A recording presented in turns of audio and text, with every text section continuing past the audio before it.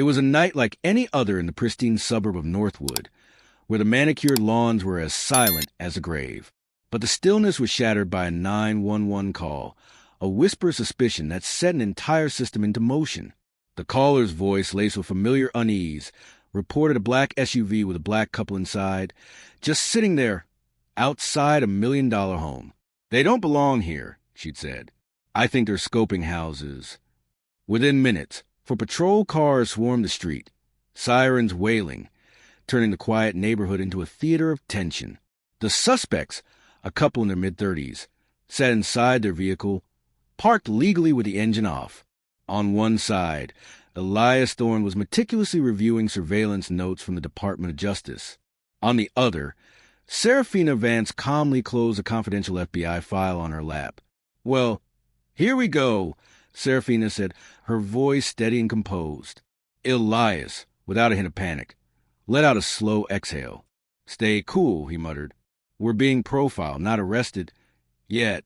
Neither of them reached for their badges. They knew their titles didn't matter in this moment. Their skin color did. The megaphone blared. "Hands up. Step out slowly." Serafina opened her door, her hands immediately visible.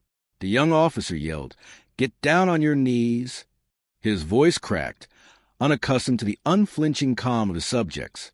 She followed the command at the calculated precision of someone who understood power dynamics, not with the submission of suspect.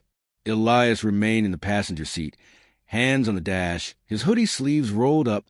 The flashing red and blue lights painted his face, and for a fleeting moment, he became a living, breathing statistic, the one the system was trained to fear. An officer falsely claimed their vehicle matched the description from a recent break-in. "Do you have proof of ownership?" he demanded. That was the cue. Elias tapped a hidden button beneath the steering wheel, and the SUV's onboard security system silently began broadcasting a live stream to the DOJ's internal accountability server. It wasn't an alarm. It was a cold, hard fact streaming in real time to people who knew exactly who he was. "We're not resisting," Serafina said, her voice a calm counterpoint to the chaos. "You're escalating, and you're being recorded." "Good," the officer retorted. "We'll see how this goes when your story doesn't check out." The silence that followed was heavy with assumptions. The officers didn't realize they were facing an FBI agent and a DOJ analyst, two of the most effective and understated professionals in their fields. Serafina wasn't a desk agent. She was the one called in when others failed. Elias had spent years auditing law enforcement practices, authoring internal reviews that had reformed policies in multiple states. He had even trained some of the very officers who were now pointing flashlights at him. Yet, none of their accolades or clearance levels mattered more than the suspicion in the officers' eyes. The officers didn't ask for IDs or check registration. One of them tapped on the hood, muttering, "They say they're just waiting for someone." That's the go-to-lie. Another began to walk toward the trunk, laughing. "Check it. Could be stolen goods." Serafina's jaw tightened. She said nothing. Her silence was a strategic calculation, not fear. She needed them to go further, to say more, to expose the rot themselves. Finally, Elias spoke, his voice even. "We're on federal business. We're not authorized to share details with local enforcement." The lead officer scoffed. "Federal? Where are you, Secret Service?" "Higher clearance than that," Elias replied, meeting his gaze. They didn't believe him, but it didn't matter. The truth was already uploading, and justice, for once, was being patient. When an officer attempted to open the back door of the SUV without consent, Elias calmly stated, "That's a Fourth Amendment violation, and it's on record." The officer hesitated for a split second, then continued, "You two really thought you could pull this off in a place like this?"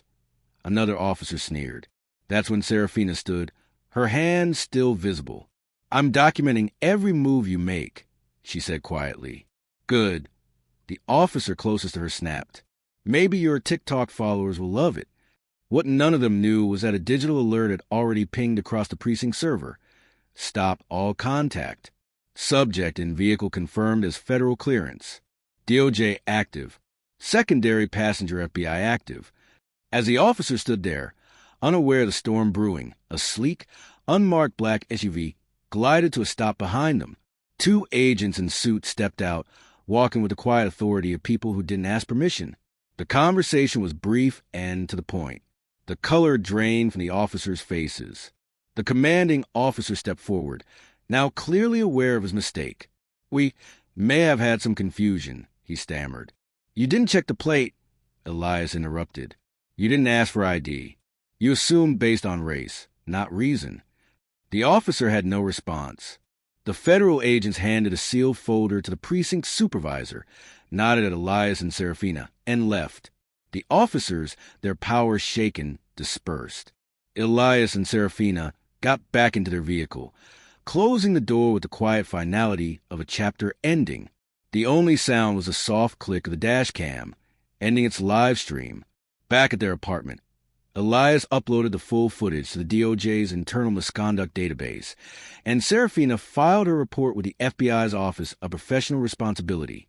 The raw footage, unedited and without narration, was all that was needed.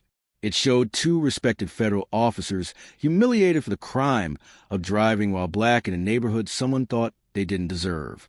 Within 48 hours, the precinct's chief received an inquiry from federal oversight. The officers involved were asked to explain their actions. A week later, Elias was invited to speak at a closed-door Justice Department ethics summit. He didn't mention names. He just talked about how racism often hides in assumptions and whispers in protocols. "I've spent years building systems of accountability," he concluded. "But this time, accountability met me in the street, and I let it see everything." The recording of that speech leaked and went viral. It wasn't because Elias sought fame, but because the truth has a way of catching fire on its own. The story forced people to confront a truth they'd often scrolled past. Serafina never spoke publicly. She didn't need a podium. Her silence was a roar.